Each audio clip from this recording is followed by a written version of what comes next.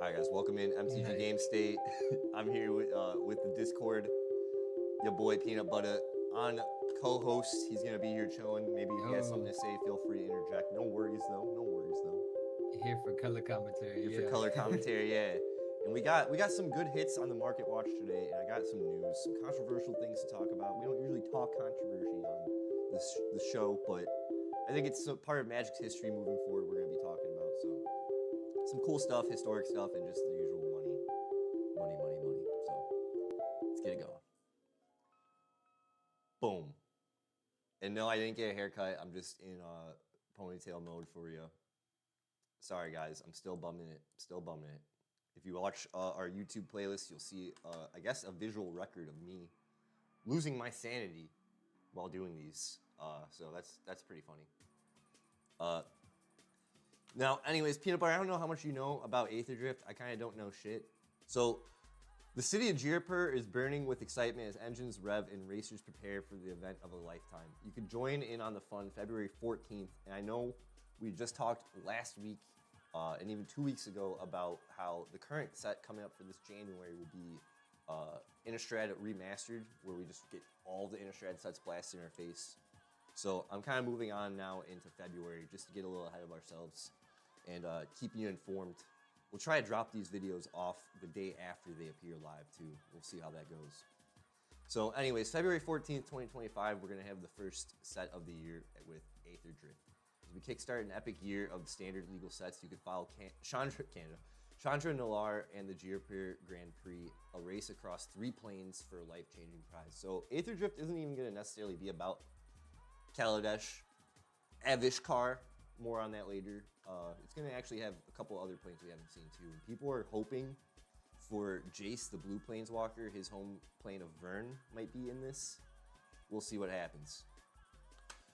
So this is more so just the official article by Jubilee Finnegan and Max McCall, Collecting Aether Drift, a first look on MTG Magic the Gathering website for Wizards.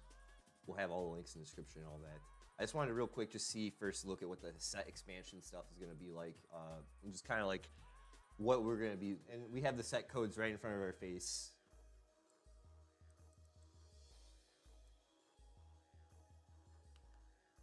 And don't forget, special guests are now replacing the list cards. It's just a special set within a set. You have a higher chance of pulling them from collector's boosters than you would play boosters. Don't forget about that.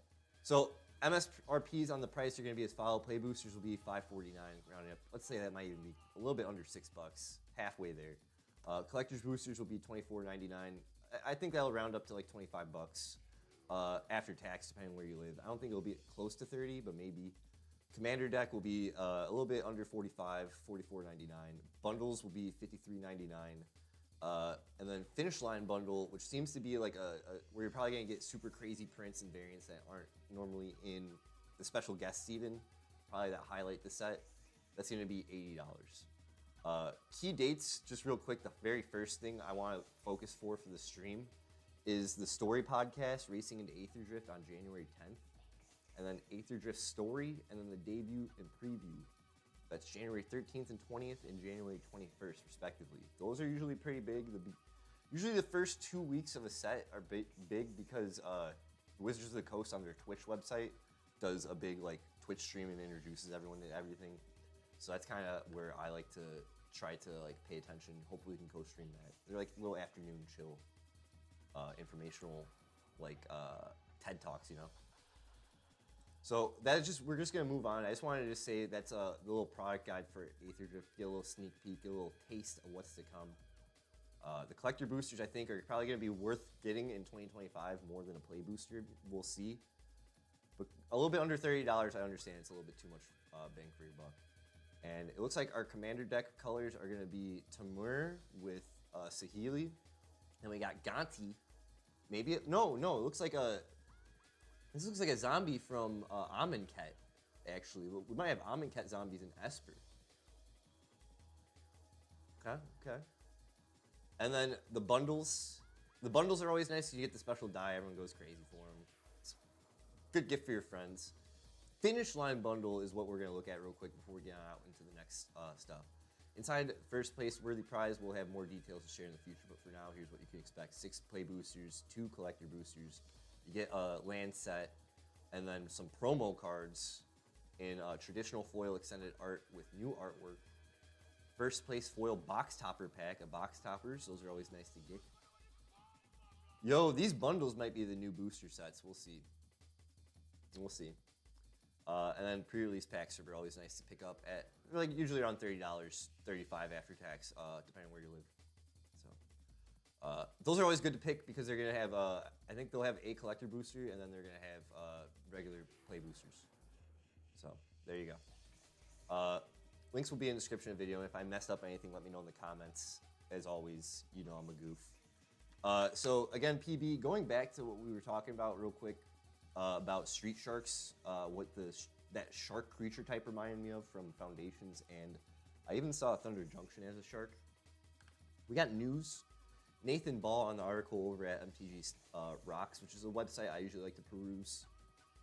He has written about what the deal is. He's done the groundwork. I just want to shout it out. So we won't read the full article, but I'd like to beg you guys, please click the link in the description of the YouTube and go watch his video, or go read his article, because he's going to go into the 2-color race teams, because this is going to be Aether Drift is going to be a faction set down theme set where it's similar to Ravnica, where it's going to focus on the guilds and 2 colors. You know what I'm saying? So we got Aether Rangers, Champions of Amonkhet, Cloudspire Racing Team, the Guidelight Voyagers, Speed Demons. Seems like it's going to involve Valgavoth, Goblin Racketeers, the Alcarian Quick Beasts. They might be green-red. Oh, they're green-white. Speed Brood, the Keel Haulers, who are green-blue. They're going to be Corditons, which we'll get into. And then the End Riders. Yes. Also, new Amonkhet gods. You got me fucked up. Guys, you're going to have to read in this article. I'm not going to read this man's article live. We're going to have to get on this a little bit later. But what I wanted to really highlight in this is we have the shark creature type is going to be known as Cordatin, is basically what he wanted to tell us here. So that's what the little street shark, and they kind of have a street shark attitude. So what Cordatins are, they'll be a creature type that Magic can dip into in the future. For Aether Drip specifically, they'll mainly be racing for the Keel Haulers, who we talked about. One of the set's 10 teams. This is a rowdy, highly developed team out of Avishkar. Interestingly, Cordatins are not actually native to the plane. The Planeswalker's Guide notes that their arrival via an instanced Omen Path, which are the new ways to travel around dimensions, before becoming endemic to the plane's coastal regions. Thanks to their strong affinity for Aether, they've been able to thrive on the plane. Cordatins reportedly make use of Aether both as a part of their rituals and a fuel for their vehicles. Welcome in, Plop Dumps. Plop Dumps. We're talking about the Magic the Gathering creature cards known as sharks. They're usually rogues or pirates, but they're also called Cordatins. These are street sharks, right? Thank you for letting me know you're alive. These are street sharks, right? Oh shit, Psychor second. Welcome in, Psychor. Love you, buddy. How you doing? Psycho just How's your video game coverage? I see you're playing some games that you got from there. Did they get you? Did they influence you? Pack Boys checking in. Also, guys, let me know, does this creature type look like the Street Sharks? Magic the Gathering's introducing them. They're now a rowdy new creature type native to the plane of Avishkar, which we're going to get into. And for all my Magic the Gathering heads, this is going to be a little bit more of a controversial thing for some people. We're going to get into real world things, which is usually not where we go on this show, but I'm willing to talk about it because I'm interested. The co-founder of the stream is a linguistics major. A lot of this next thing of the Kaladesh name change, which is what we're talking about here. Kaladesh is a plane in Magic the Gathering's lore. It's kind of based off like Indian mythology, South Asian mythology, and also has a theme of just like tinkering and building new inventions. So this is kind of a new big deal because anytime there's like a controversial thing in Magic world, players like to make it bigger than it really is. So in that way, it obviously pumps the price of product, and then just also it's like, oh, Wizards of the Coast really fucked this one up. So, you know, a la Pinkertons, if you guys know what I'm talking about with that. So Kaladesh was a plane where we mentioned the red planeswalker, the red-facing planeswalker Chandra Nalaar is from. If any of our old Magic players, you know Chandra. Her world where she is from is called Kaladesh. Now, we're going to skip into this article. This is official on Wizards of the Coast as of December 10th, 2024. They've changed this. And this is more, honestly, my response to the one and only love of my life, Alpha Investments on YouTube. Like the video, guys. Link will be in the description. Link will be in the Twitch chat. I found this more from Rudy sounding the alarm on boxes of Kaladesh are going to be booming. And it's probably time to sound the alarm. A Black Swan event is happening for sure. And if you know about the Kaladesh booster boxes, they have masterpieces, which are lottery cards. A lot of history we're talking about. So do your own research. Watch the video for sure. It's kind of a emotional, I feel, Rudy sounding an alarm vid just to fuck with us. In a way that's just kind of funny. So what's going on though, why they changed. So Wizards of the Coast moving into Aether Drift, they hired a consultancy firm to just give them more insight into how they can approach using real world inspiration into their world of Kaladesh, since it's based off of Indian kind of culture and just culture of not necessarily from the West, okay? More so I'd say Asian culture in general. The word Kala is a Hindi word. Kaladesh is two words from the Hindi language, which is one of the main languages of India. India is a country of 1 billion people with multiple languages, multiple cultures. There's tons of people. Hindi is one of the main languages along with Urdu and a couple of other standard languages in the country, as well as English. Okay, guys? Largest democracy. Shout the fuck out, India. So this is also why I'm interested as well, just more linguistics and just things I kind of like as far as global affairs. And Wizards of the Coast announcing that they're going to make a shift. They realized Kaladesh, Kala, as a word that can mean tomorrow or art, combined with Desh, meaning home or country, was what they were trying to do with the plane of Kaladesh. Since it's a world of invention and creation, a world of creativity, they wanted to make home art and art home. But unfortunately, in Hindi, the word Kala combined with Desh can also, the word Kala can just be on its own associated with the word black. And it carries derogatory, colorist, and racist connotations. Also specifically in South and East Asia, it is it's a derogatory word against specific types of people outside of India, just based off of their skin color. And you know, if you're from America, you understand civil rights, you understand like the deal of how that's fucked up and wrong. I think this is a big step. It's not like that crazy or groundbreaking. I think Wizards of the Coast knew even back on a set from like 8 years ago, they're trying to retcon. It's a little goofy, I get it, but I think it's a positive step forward. And I've talked with Magic the Gathering, Pack Boys Nation, who are Indian and who do know Hindi, as well as my linguistics friend. And they even point out it is very weird linguistics faux pas, I'd say. And just them changing Kaladesh to the new word Avishkar, where Chandra Nalaar will be from. Sorry for the long-winded, but that's what we do here. Them just moving that name change, I think, is a good sign of like respect to. It seems like a market they wanted to sell Magic cards in, and then just show that you know, they can recognize where things are wrong linguistically, since they do care about words in Magic. Reading the card explains the card. I think knowing the language explains the language. Keeping if you're taking inspiration from the real world, keeping a understanding of linguistic integrity and like just how words are used, and getting to audiences that are outside of like a Western context, who when they see this, they know things we don't know. Just a good step moving forward, okay? So that's why I wanted to even explain to you, Peanut Butter. I wanted to save that for the segment, my bad.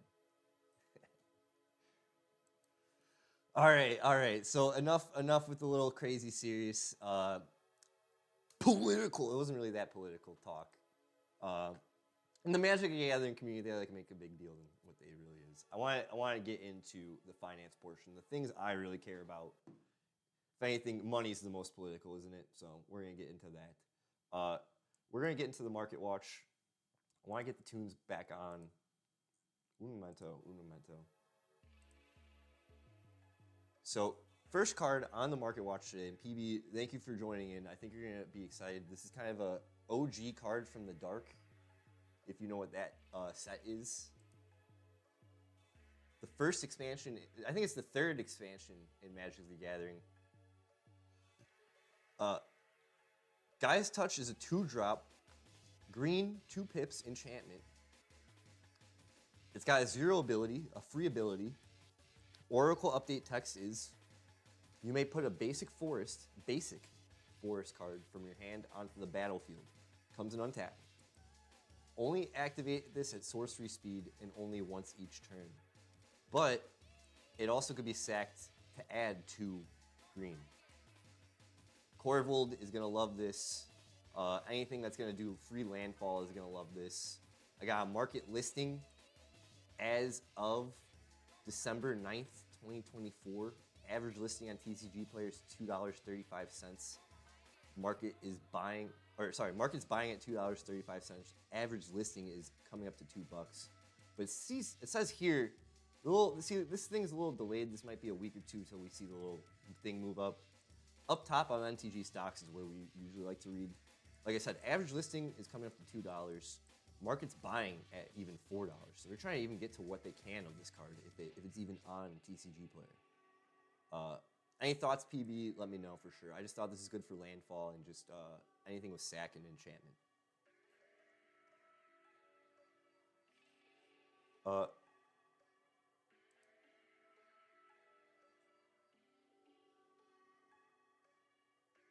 And it's not reserved list, which is pretty crazy. So it could get like a secret layer printing. It's got that old school funky Magic art we like, you know. All right, moving on to card number 2. Preacher of the Schism. Now, anyone who's been playing the 60-card standard format, you probably already know about this. This is just more on my radar because we're seeing it more being used in Rakdos decks for sure in standard. It's people trying to branch out of just that mono red. I want to say madness, but not in this term of Magic cards. Just the mono red aggro madness, you know. This is a 3-drop vampire, 2 of any color and a black vampire cleric with Death Touch. Already good. He's a 2/4 body, good entry. Whenever Preacher of the Schism attacks the player with the most life or tied for the most life, create a 1/1 white vampire creature token with lifelink. Whenever Preacher of the Schism attacks while you have the most life or tied for the most life, you draw a card and lose a life.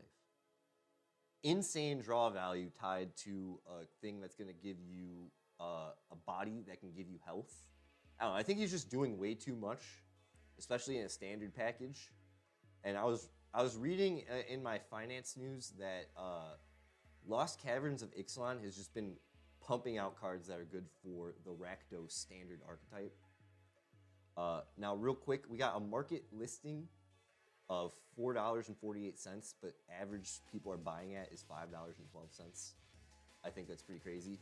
Market's buying high, but people are listing low, so they're just trying to get what they can. I don't know, that's really it. I don't know if you played Rakdos standard or we were talking how we both play mono red standard, so I was surprised to see that like we're seeing rares kind of creep up outside of just mono red in standard right now, you know? I feel like a rare in standard, if it's not like a banging end game piece, it's gonna have to be $5 to $6 to $10. Because in standard, you're getting 4 of 1 card as opposed to commander. So like again, this card you're gonna need to pay 5, 10, 15. Yes, I'm counting on my fingers. 20 cards for 4 of them. I don't know how many people run. They could run 3. But it's a Death Toucher. It's got 4 health on it. It can block. It's chunky. I don't know. I think it's just doing too much for what it does. And it's vampires. Maybe that's another thing too. We're just seeing high spec on vamps. Now, card number 3 is more fan favorite in that it's my favorite and I own it. And I just saw he was kind of creeping up. I don't think this is going to be like too crazy. I can get the card right. This is Kolga the Titan Ape from Ixalan. Or, what up, Andy? From Ikoria. Oh, Kagla. Thank you, thank you. Andy, welcome in. We're getting to the last card, or third card of the finance portion. You've been through this before. I know you know it. Also has a special Halo foil. What the hell? Okay, well, didn't know about that. I just want to talk about Kogla the Titan Ape. I'm pretty sure we're all familiar from Ikoria. He's 3 of any color, 3 green pip. He kind of has been a garbage card, a bulk rare. But I'm saying, guys, right now, I'm sounding the alarm. We're seeing him come up to $6 as market listing on TCG Player. Average listing, people are listing up to $4 on him, which I think is nuts. I don't think it's because Ikoria is an old set. I think it's because of his abilities. He's a legendary creature. When he enters the battlefield, he fights up to 1 target creature you don't control. When Kogla attacks, destroy target artifact or enchantment defending player controls. You can pay 2, return target human you control to its owner's hand. He gains indestructible to end turn. This is because of Wolverine. This is because of Wolverine. It's because of Wolverine. Why? He's a human. He could be used to return him. Wolverine's already a 3, so we'll probably get to Kogla when we need to. Cares about fighting. He can get regenerated. At the beginning of each end step, if Wolverine dealt damage to another creature this turn, put +1 on him. Yeah, Kogla's kind of doing the same thing, but also he's going to help us reduce our mana cost on him. I'm calling it. I'm sounding the alarm on it right now. I haven't found any market noise on why, just the base card. I think also because it's in premium sets, it might have to match its other, like, it might have to, like, match, like, what the $11 secret layer base card is, you know? Kind of has to. And I feel like Ikoria itself was a slept-on set. So there's maybe multiple factors. But just want to sound the alarm on that. Yeah. Now, coming in on our honorable mention, these are cards that have plagued my market research, and I'm just gonna do one. I guess we'll do the One Ring, even though we already featured it before. But these are the Lord of the Rings, the poster variants, and these are the holiday 4-panel gift bundle variants. So like they have different ones. So there's also they have the art. You see what I'm saying? You have like the One Ring and this kind of art, Tales of Middle-earth and this. Basically the Tales of Middle-earth, like borderless poster arts of like the One Ring and Sauron have been plaguing my market research for a long time, so I figured we might as well give them the whole swath of them an honorable mention because they're going nutso in price. The One Ring showcase scroll, the showcase scroll foils of any of the cards like Aragorn are nuts in price. And I know the One Ring is kind of getting soft in price. It's going down to maybe, I think, $25 or $50 because it might be banned coming up in Commander. So Tom Bombadil even being close to $80 as a borderless poster is crazy. You could probably buy him on TCG Player. Damn, for 90? That's crazy. You got me fucked up. Card Kingdom, we can get him for 80. TCG Player, let's see what we can cop him for. No, yeah, $80, and there's a lot of listings actually. People trying to get for 70. So I just want to give an honorable mention across all of them. You know, pick one. We got them. Another Mount Doom borderless poster, $50, close to $60. But I know it's a flat line under 60, but still, I'm just saying. These things have plagued my market research because every time I'm just trying to look up stuff for to put you guys in the know, it's like these things are always in the way. And then the new sets for like Commander and Standard of that month also, you know. I hate to feature like new cards. I want to feature things that are being used and useful. So that's really where I'm coming from here. Orcish Bowmasters, $50. Nazgul on the showcase scrolls, $42. You know, pick your poison. The One Ring in general is just commanding one of the highest prices, and then Sauron, the Dark Lord borderless poster. Again, it's just coming into my mind.